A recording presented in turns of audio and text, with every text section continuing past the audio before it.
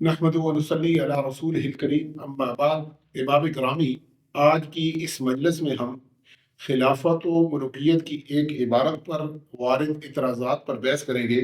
جو صفحہ نمبر 173 کے اوپر سید مودودی رحمہ اللہ نے لکھی ہے، اور اس سے ملتی جلتی عبارت صفحہ نمبر 174 پر بھی موجود ہے، جہاں سید مودودی رحمہ اللہ نے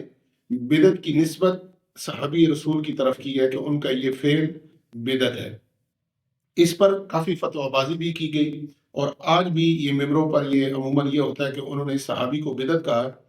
کسی کا فعل، کسی صحابی کی کسی فعل کو بدعت کہنا یا فسق کہنا، یہ صاحب علم افراد جو ہیں، اہل علم ہیں، ان کے اندر یہ بالکل واضح ہے کہ ان کے فعل کو بدعت کہنے سے جو فائل ہے وہ بدعتی نہیں بن جاتا۔ جہلیت کی انتہا ہے۔ یہ جملہ مفتی تقی عثمانی صاحب نے اپنی کتاب حضرت معاویہ اور تاریخی حقائق کے اندر بالکل یہ واضح طور پر لکھا ہے۔ یہاں پر ہم انشاءاللہ وہ سگین آپ دیکھ لیں، انہوں نے بالکل یہ واضح کہا کہ اگر کسی کے اندر کوئی کسی کا فعل فسق ہو تو ضروری نہیں ہے کہ وہ فاسق ہو۔ فسق کرنے والا، اس کا فعل فسق ہے، اس نے گالی دی دی، فسق کیا، لیکن ضروری نہیں ہے کہ وہ لازم نہیں ہے کہ وہ جناب وہ خود بھی فاسق ہو۔ اسی طرح یہ بدعت کا معاملہ ہے۔ بہرحال آگے چلتے ہیں کہ مولانا مودودی رحمہ اللہ نے جو یہ کہا ہے کہ حضرت عمر بن عبد العزیز رحمہ اللہ نے آ کر اس بدعت کو معکوف کیا کہ جو کہ پہلے کافر جو تھا وہ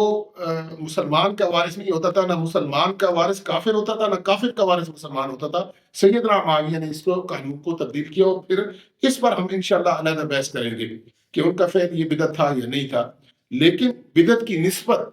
یہ کیونکہ 2-3 جگہ سید مودودی رحمہ اللہ نے یہ بیان کیا ہے، اور یہ حضرات علماء کرام اکثر اس پر اعتراض وارد کرتے رہتے ہیں، تو ہم چاہتے ہیں کہ اس کے سارے انگل آپ کے سامنے رکھ دیے جائے۔ سب سے پہلے موطا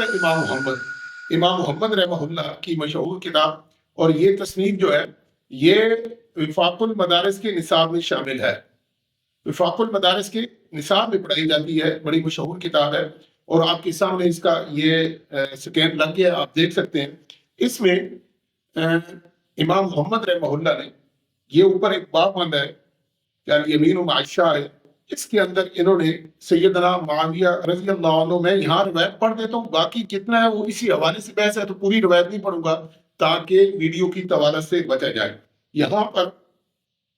اوپر وہ روایت لکھتے ہیں امام محمد رحمہ اللہ کہ رسول اکرم صلی اللہ علیہ وآلہ وسلم نے ایک گواہ کے ساتھ قسم کے بعد فیصلہ فرمایا۔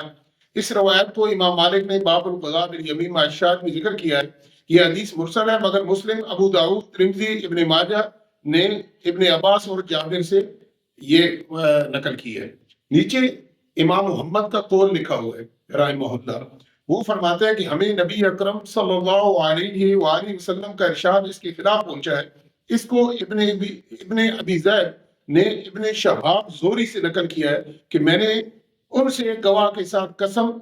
کے متعلق دریافت کیا، تو انہوں نے فرمایا یہ بدعت ہے، اور پہلا شخص جس نے اس کے ساتھ فیصلہ کیا وہ امیر معاویہ رضی اللہ عنہ ہے، اور اہل مدینہ کے ہاں ابن شہاب زہری دوسروں کی نسبت حدیث کو زیادہ جانتے ہیں۔ یہ پوری بحث انہوں نے کی ہے، اور بالکل واضح انہوں نے لکھا ہے کہ فقال بدعۃ اول من قضى بها معاویہ، یعنی یہ پہلی جو بدعت شروع کی تھی حضرت معاویہ تھے۔ یہ امام محمد رحمہ اللہ نے بدعت کی نسبت ان کے فعل کو سیدنا معاویہ کا جو یہ فعل بحیثیت حکمران انہوں نے نافذ کیا تھا اس کو انہوں نے بدعت کہا ہے۔ کہ آپ کے سامنے ہے المحجج امام مولانا عبدالحی لکھنوی رحمہ اللہ، اور یہ بھی وفاق المدارس کے نصاب میں پڑھائی جاتی ہے۔ بشرا والوں نے اسے جو شائع کیا ہوا ہے، آپ نیچے دیکھ لیں، میں نے ہائی لائٹ کر دیا ہے کہ اول من قضا بها معاویہ۔ یہاں پر بھی انہوں نے کہا کہ یہ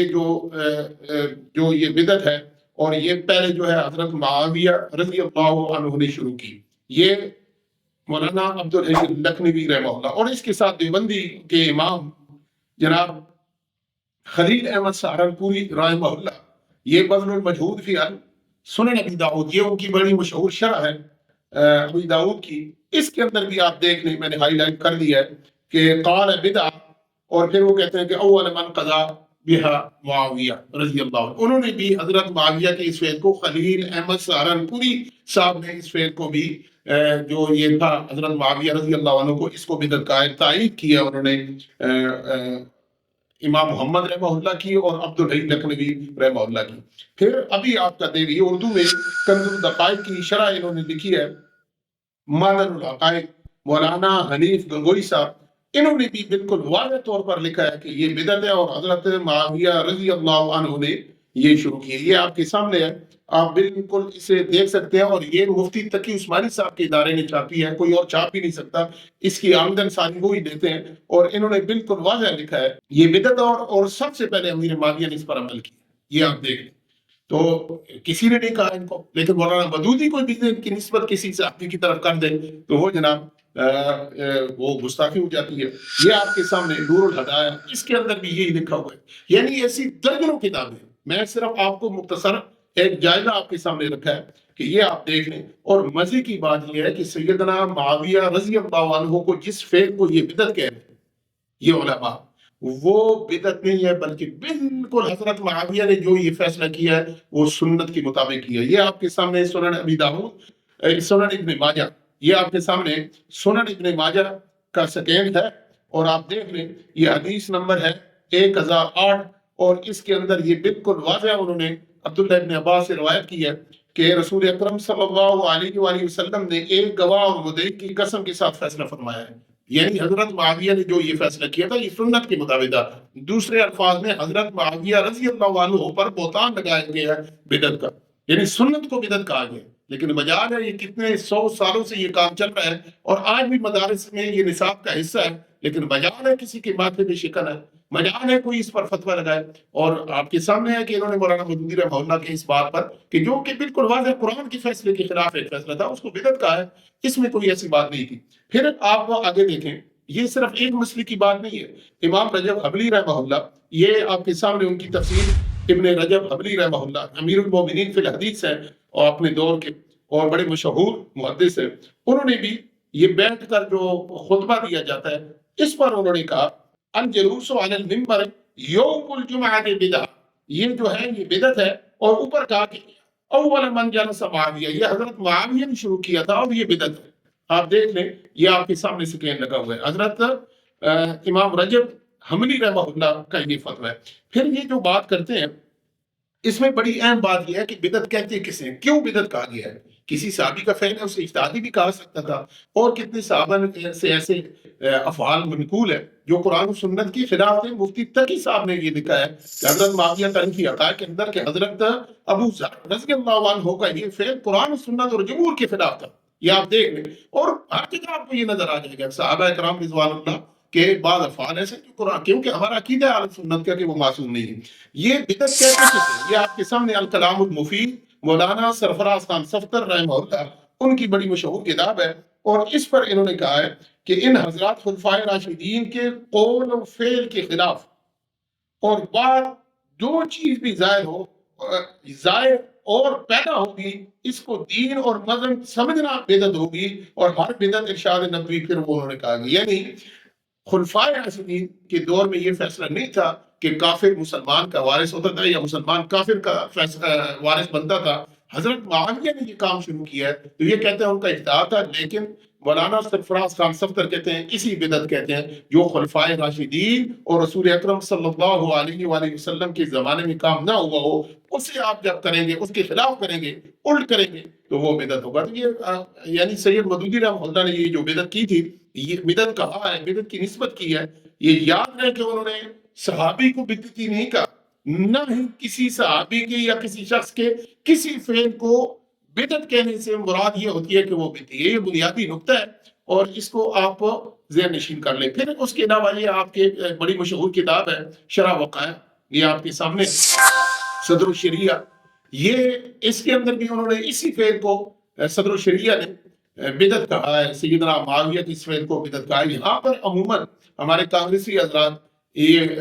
آگے سے دلیل دیتے ہیں، اس کا حاشیہ پیش کرتے ہیں کہ وہاں پر لکھا ہے یہاں بدعت سے مراد امر جدید ہے۔ بھائی وہ حاشیہ جو ہے وہ مولانا فتح محمد صاحب نے لکھا ہے، اور بدعت جو ہے صدر الشریعہ نے لکھی ہے، یہ فرق ہے۔ حاشیہ کوئی لکھتے ہیں، اس کا حاشیہ والے پر تو اعتراض نہیں ہے، اعتراض ہے امام محمد کے قول پر، اعتراض ہے مولانا عبدالحی لکھنوی رحمہ اللہ، اور اسی طرح مولانا خلیل احمد سہارنپوری رحمہ اللہ، اسی طرح حنیف گگوئی صاحب، اسی طرح نور الانوار میں ملا جیون صاحب، اس طرح بھی شمار لوگ ہیں بھائی، انہوں نے بدعت کہا ہے، نہ کہ مولانا فتح محمد صاحب نے کہا ہے۔ تو آپ فتح محمد صاحب کی دلیل یہاں پر نہیں بنتی۔ یہ بنیادی نقطہ ہے، ہماری بحث ان ساتھیوں سے ہوئی ہے تو وہ اکثر یہ ہمیں دلیل دیتے ہیں، تو یہ بالکل واضح ہے کہ یہ جو دو حصے آخر ہیں یہ